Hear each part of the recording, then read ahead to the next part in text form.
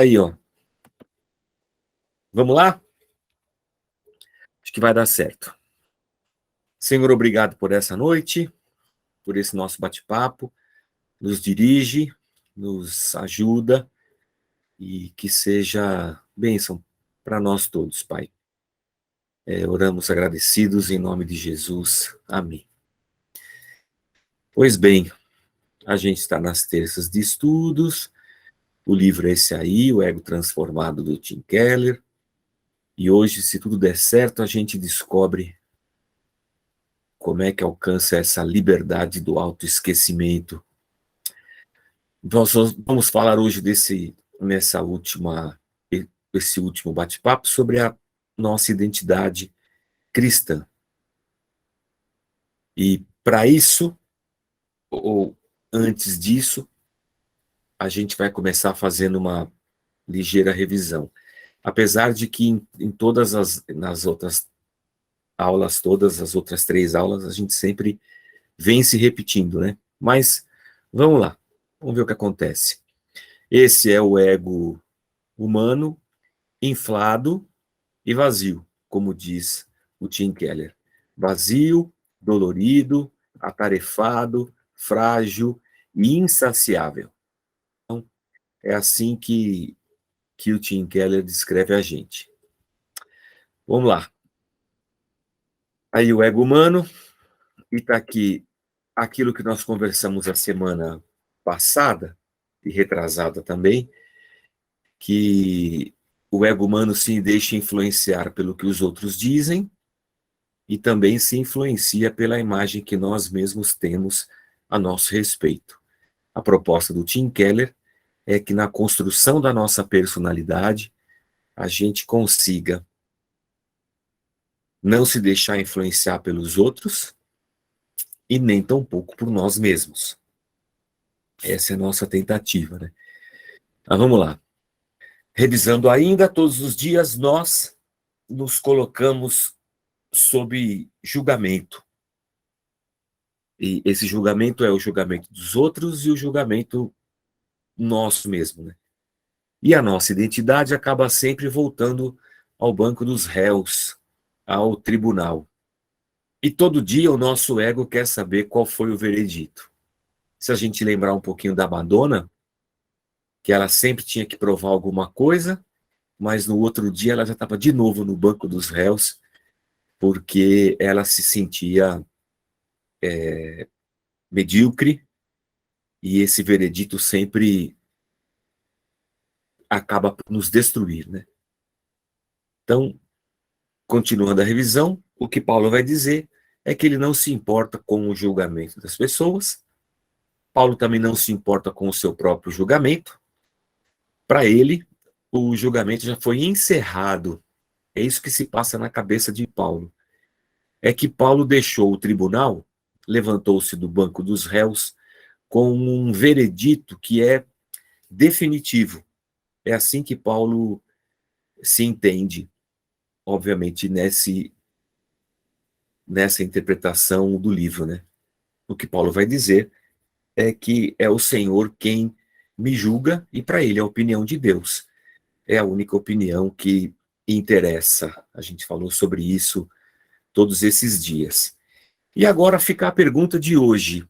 Você já parou para pensar que no cristianismo, e é só no cristianismo, que o veredito é dado antes de nós desempenharmos as nossas ações? Você já parou para pensar que no cristianismo, e somente nele, o veredito é dado antes de desempenharmos nossas ações? Como assim, Jorge? Ora, vamos para a resposta dessa pergunta aí. Como assim que o veredito é dado antes das nossas ações? Vamos lá.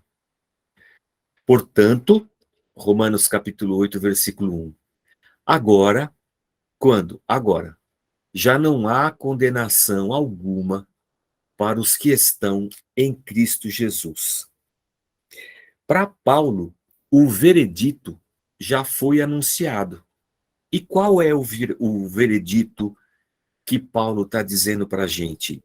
É inocente, aceito, aceito por Deus, né? O veredito é que nós fomos recebidos como filhos. O veredito é que a bênção de Deus foi derramada sobre cada um de nós. Fomos aceitos na presença de Deus. E para Paulo, isso é o que realmente importa. Pouco me importa o que o cara pensa de mim ou até o que eu mesmo penso de mim. O que me importa é que eu não estou mais no banco dos réus, eu não preciso fazer nada para ser aprovado. Deus já me recebeu, eu já fui liberto, a condenação que havia contra mim foi rasgada e a minha personalidade, meu ego se constrói a partir dessa libertação que acontece através de Jesus Cristo na minha vida. Se o veredito já foi anunciado, eu estou tranquilo no curso da minha vida, sem ter que dar satisfação para ninguém. É claro que aqui, Paulo, o Tim Keller, ele faz uma mistura, tá? Eu não estou aqui criticando o homem, tá?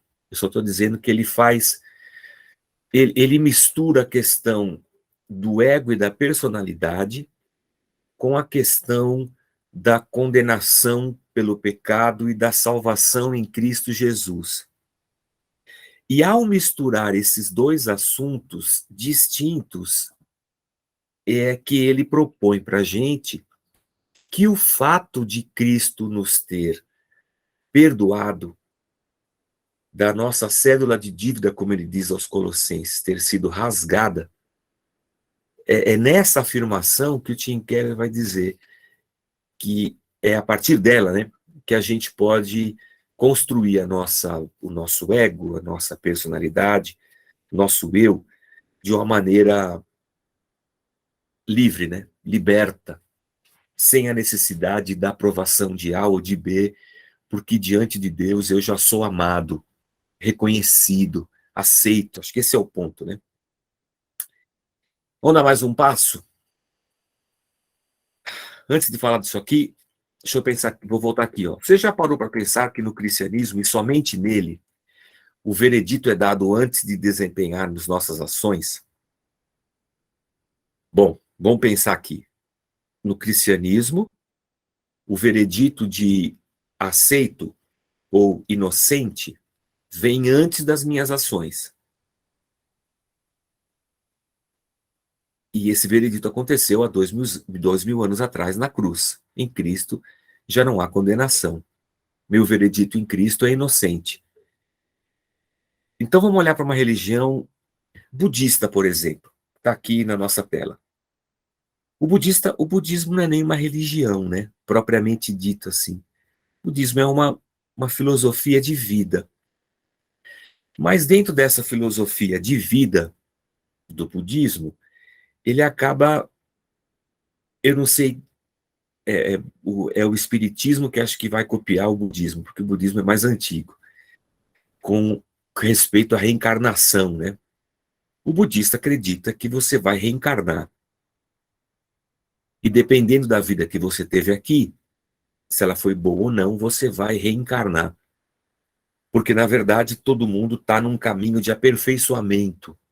E quanto mais vezes eu encarno nessa vida, mais eu me aperfeiçoo. A busca desse caminho é o Nirvana, que não é aquela banda de rock. O Nirvana é a alma aperfeiçoada que não precisa mais reencarnar. E para o budismo, dependendo das minhas ações nesta vida, eu posso reencarnar na próxima em qualquer ser humano, em qualquer ser vivo, perdão, em qualquer ser vivo. Eu só fui muito ruim, na próxima eu volto como uma barata, um cachorro, como gente. É, é um caminho de aperfeiçoamento. Diferentemente do espiritismo de Allan Kardec, que eu vou reencarnar, mas eu reencarno sempre num outro ser humano, diferentemente do budista. Mas tanto um quanto o outro tem uma ideia que o veredito vem depois das minhas ações. Eu vou levando a minha vida aqui, e quando eu morro, aí Deus olha para as minhas ações, ou a natureza, o mundo, seja lá como for, e se as minhas ações forem boas, então vai haver um veredito. Ok, você vai voltar para reencarnar, falta pouquinho. Ah, você foi muito ruim, vai voltar para reencarnar. Você foi muito ruim, vai voltar para reencarnar, mas vai voltar num pernilongo, numa barata, num rato, num percevejo. Então, o veredito vem sempre depois das minhas ações. Eu coloquei aqui novo evangélico, e eu peço licença aqui ao, ao o Tim Keller, e em novo evangélico aqui eu coloquei o gospel de hoje, vai. Que é esse cristão que, apesar da graça de Cristo, acredita que tem que fazer alguma coisa para ser aceito, que não consegue conviver com o fato de que Deus nos ama.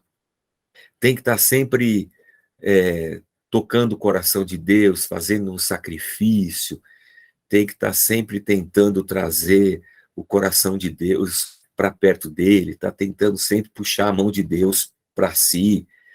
Então, tanto um ateu que nem crê em Deus, mas que vive a vida aqui embaixo e que experimenta as mazelas da vida e que sempre vai ter o veredito depois das ações, assim também no campo da religião, na religião e na fé do budista, do espírita, do muçulmano, até de um católico sinergista, ou de um gospel desses dias.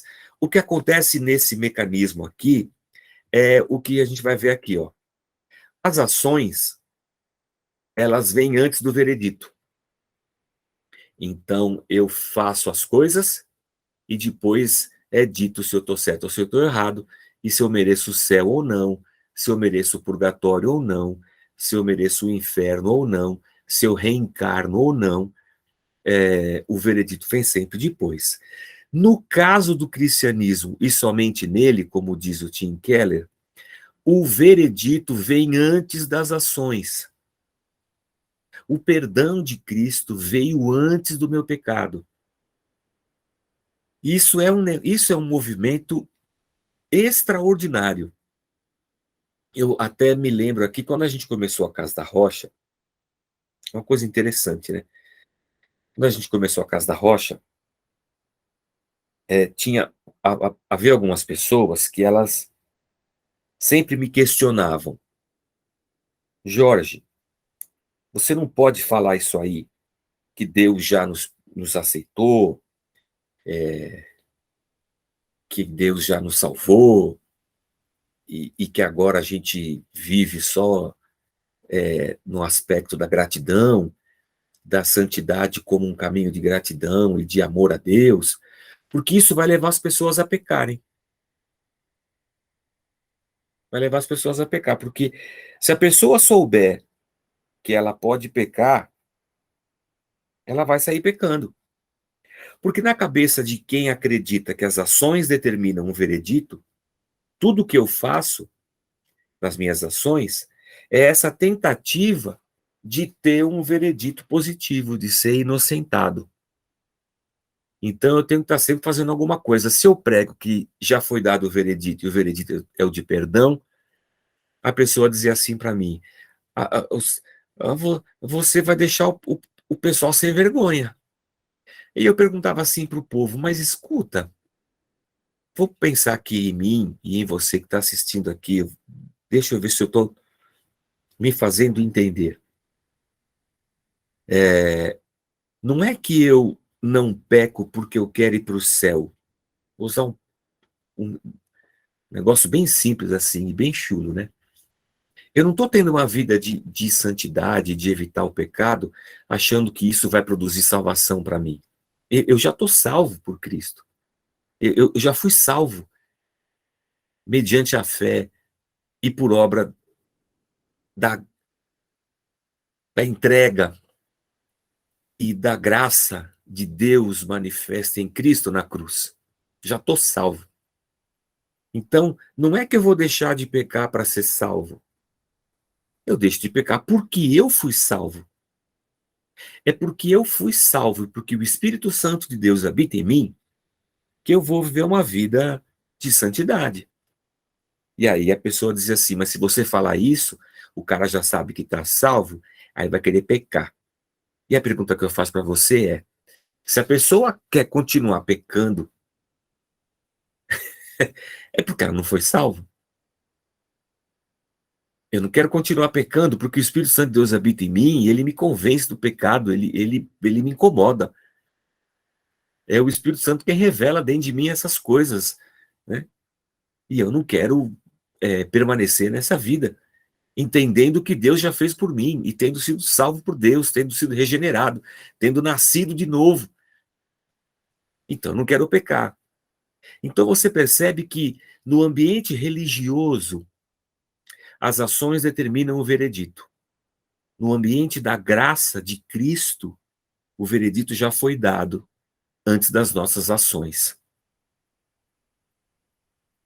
Vou dar mais um passo aqui para frente, tá? Vamos lá. A identidade cristã opera de modo diferente de tudo que tem nesse mundo, por tudo que está ao nosso redor. O que o Tim Keller vai defender é que o autoesquecimento nos retira do tribunal. É quando eu me esqueço de mim mesmo, quando eu não estou preocupado nem com o que os outros dizem, nem com o que eu penso de mim. Eu já me esqueci disso tudo, porque para mim o julgamento já acabou. Eu já não estou mais no banco dos réus, tendo que dar satisfação para mim ou para todo mundo. Eu já fui aceito por Deus. E tendo sido aceito por Deus, estou construindo a minha identidade a partir disso. Livre, liberto das coisas que me cercam, dessa pressão que está ao meu redor. Estou livre disso. Não estou sentado no banco dos réus. Para um cristão, o julgamento acabou. E o veredito já foi proferido. E qual é o veredito? Você foi aceito por Deus. A prostituta foi aceita por Cristo, o publicano foi aceito por Cristo. Todo mundo que se aproximou dele foi aceito e foi salvo. Mas depois ele não teve que viver uma vida sem pecado? Ora, foi isso que Jesus disse para a prostituta, vai, não peques mais. Mas a prostituta só conseguiria viver sem pecar, ou tendo forças para vencer o pecado, se ela agora fosse a habitação do Espírito Santo. Sem essa força do Espírito Santo, a gente não conseguiria, obviamente. Então, é a partir de um novo nascimento que eu construo a minha identidade. E eu estou pouco me lixando porque as pessoas pensam. Eu estou aqui caminhando com Cristo, crescendo, amadurecendo, eu estou andando com Ele, o fruto do Espírito está se manifestando na minha vida, eu tô deixando para trás meu velho homem com os meus pecados, eu estou caminhando. Então, eu não estou sob julgamento, eu já saí da sala do júri, né? O veredito foi inocente, aceito, recebido como filho, perdoado, e essas coisas todas. É dessa maneira que o Tim Keller vai dizer que o caminho para a verdadeira alegria cristã, ou seja, para eu desfrutar de paz e alegria na minha caminhada, sem estar escravo a toda essa pressão que a gente vive, eu preciso, vou falar um termo aqui que eu vou escandalizar, tá? Eu preciso, dentro da proposta do Tim Keller, tomar posse, tem que tomar posse, receber essa dessa perspectiva da obra salvadora de Deus em Cristo pela graça como ponto inicial da construção da minha personalidade. Então, eu sou uma nova criatura. E assim, esquecendo-me das coisas que para trás ficam, e caminhando nessa liberdade do autoesquecimento, eu vou ser uma pessoa feliz. E eu vou caminhar sem a pressão das opiniões que me cercam. Eu acho, gente, né, não é uma certeza absoluta, mas eu acho que era mais ou menos isso que eu tinha para falar para vocês. Vou refazer uma pergunta da semana passada que ficou sem resposta. Acabei de responder.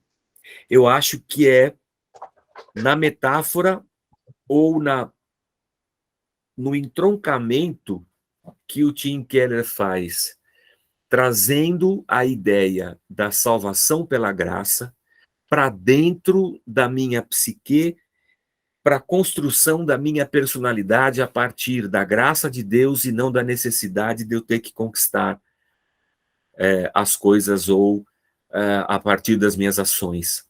Essa é a proposta dele. É esquisito, né? Mas essa é a proposta dele. É por isso que ele vai dizer que ele vai entender Paulo dizendo que ele não se incomoda com a opinião dos outros e nem com a dele mesmo, porque ele já teve no banco dos réus, já foi inocentado e já começou uma nova vida. Ele não está preocupado com o que o outro pensa, nem com o que ele pensa. Ele está preocupado com o fato de que Deus o libertou. E agora ele pode caminhar e, a partir dessa liberdade, construir a identidade dele. É um entroncamento, assim, entre salvação, né, e graça, porque esse é o assunto que o Tim Keller usa para fazer o paralelo, para metaforizar o negócio. Mas eu achei muito interessante, porque toda tentativa que advém do orgulho, de eu querer provar alguma coisa, é sempre uma ação minha buscando um veredito. Eu sempre preciso da aprovação dos outros. E quando eu entendo que Deus me aprovou como eu sou, que Deus me aprovou como eu sou, me perdoou, e agora me deu condições de eu iniciar uma nova vida, se Deus fez isso por mim, por que de acho eu tenho que ficar dando satisfação ou mudando as minhas ações preocupado com o veredito de fulano, de cicrano, de Bertrano, ou até do meu próprio ser interior doente ou qualquer coisa assim, né, traumatizado.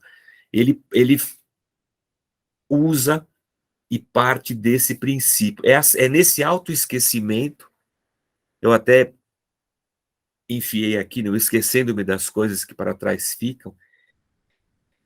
Se Deus é capaz de esquecer, eu também preciso, para que eu consiga avançar.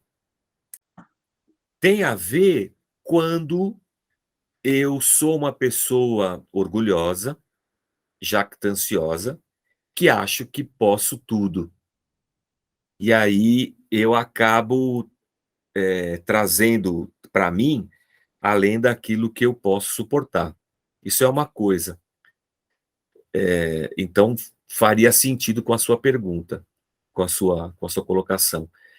Mas, ao longo de todo o livro, o Tim Keller ele não passa por essa perspectiva, pelo menos no livro. Ele não passa por esse cenário, né?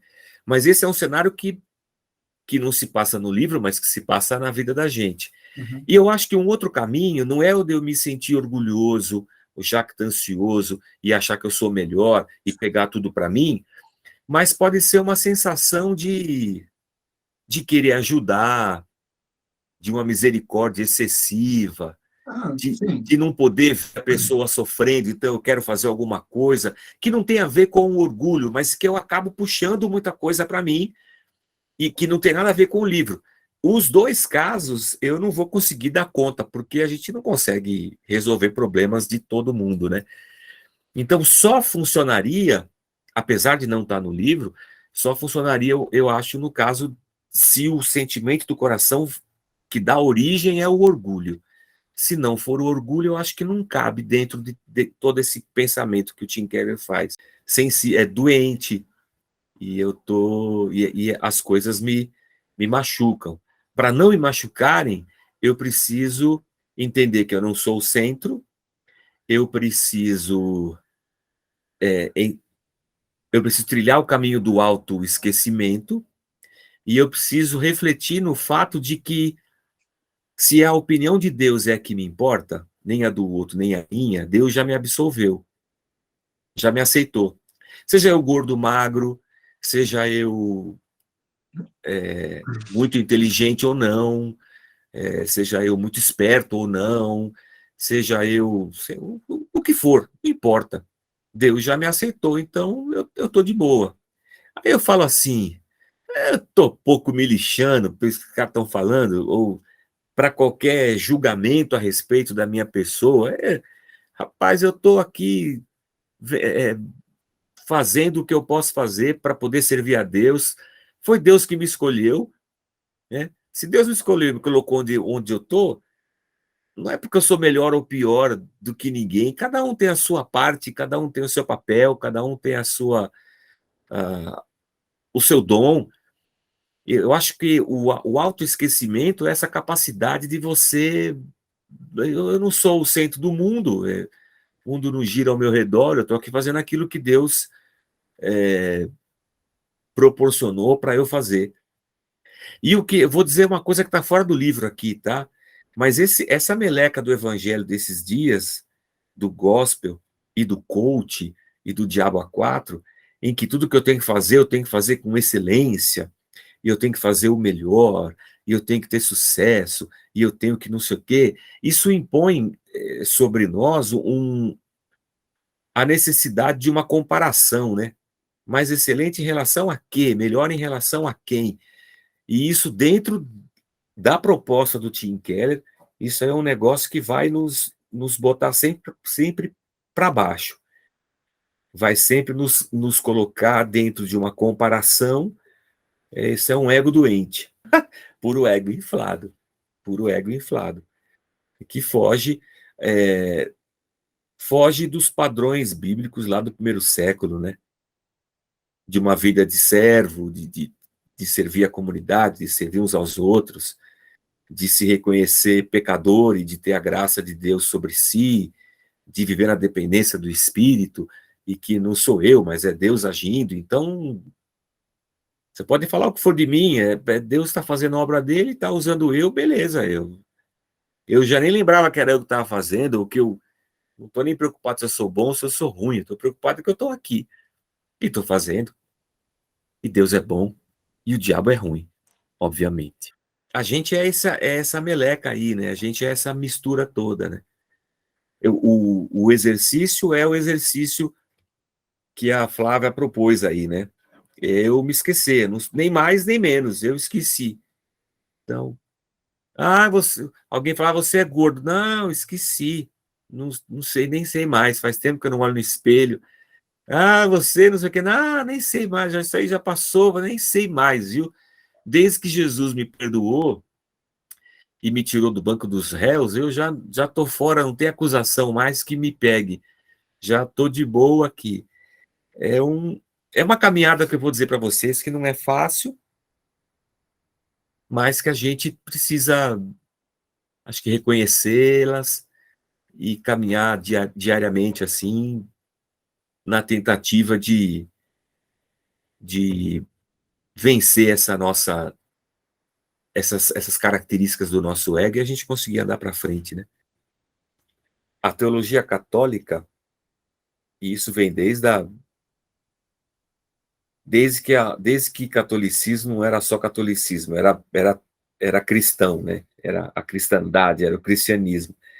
A ideia de que eu preciso fazer alguma coisa para ser salvo, para ser aceito, minhas boas obras é que vão produzir a salvação, qualquer coisa assim. Isso desde de sempre lá colocou o ser humano debaixo desse jugo e dessa opressão. E isso aí se refletiu em várias outras áreas da vida, né? E o salto para eu estar sempre precisando me afirmar, me reafirmar e provar alguma coisa, se transforma num meio de vida, né? E é terrível. E é isso que você falou mesmo, as pessoas são escravas, escravas da opinião. E hoje em dia, na sociedade que a gente vive, as pessoas são escravas da quantidade de likes, de curtidas e de compartilhamentos e essas coisas todas, porque a vida se resumiu a isso aí, né? A você dar certo e ser aceito e etc e tal. E nesses tempos de redes sociais, né? Até que acho que foi o Instagram que tirou o número de curtidas das fotos para o pessoal, porque isso aí é para um adolescente, para uma criança, um pré-adolescente, cara, isso aí é a morte, né, meu? Isso é um inferno na Terra, um inferno na Terra. E a gente não percebe que a gente carrega isso dentro da gente, né? E a gente vai vivendo escravo de um monte de coisa.